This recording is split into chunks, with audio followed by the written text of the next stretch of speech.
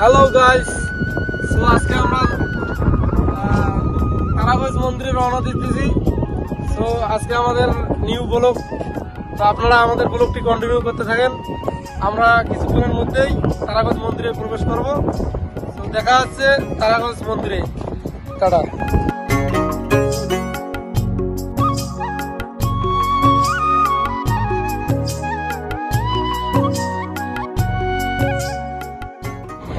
তো গাইস, এই যে আমরা রওনা দিতেছি।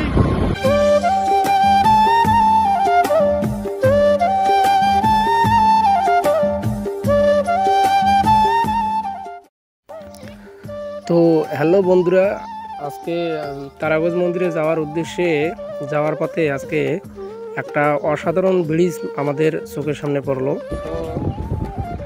তো আশা করি আপনাদের ভালো লাগবে, তাই এখানে কিছুক্ষণ সময় কাটলাম। তো দেখেন, এটা একটা সম্পূর্ণ মানে ক্যালেন ব্রিজ। তো এর নিচ দিয়ে গেছে নদী, আর উপরে রয়েছে এই ব্রিজটি, আপনারা দেখতেই পাচ্ছেন।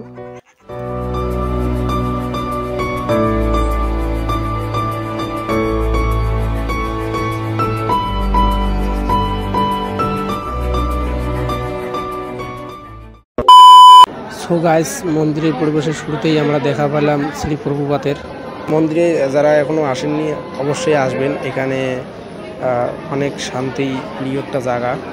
এখানে চারিদিকে হরিনামের সংকীর্তন শোনা যাচ্ছে।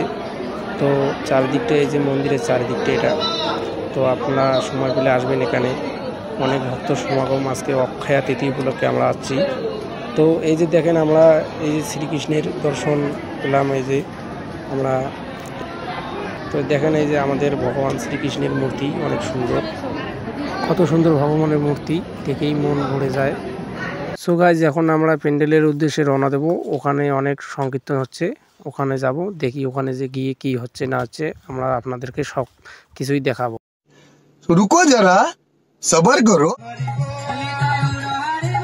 সো বন্ধুরা, আমরা ফাইনালি চলে আসলাম একবারে স্টেজের সাথে। আপনারা দেখতেই পাচ্ছেন এখানে অনেক সাধুগুরু বৈষ্ণব, এখানে আমাদের অক্ষয়া তিথির সব কিছু নিয়মকানুন পালন হচ্ছে।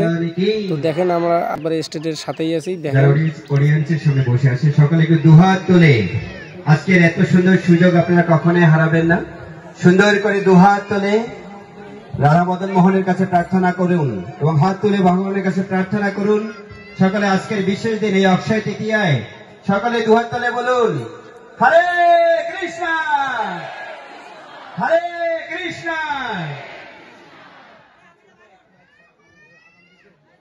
কৃষ্ণ কৃষ্ণ হরে হরে হরে রাম রাম রাম হরে হরে।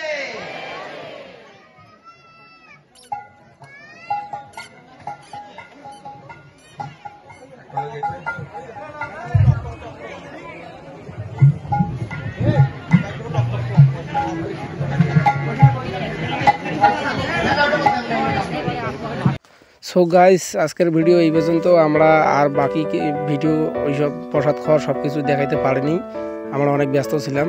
তো আজকের ভিডিও এই পর্যন্ত। সবাই ভালো থাকবেন। হরে কৃষ্ণ, ধন্যবাদ।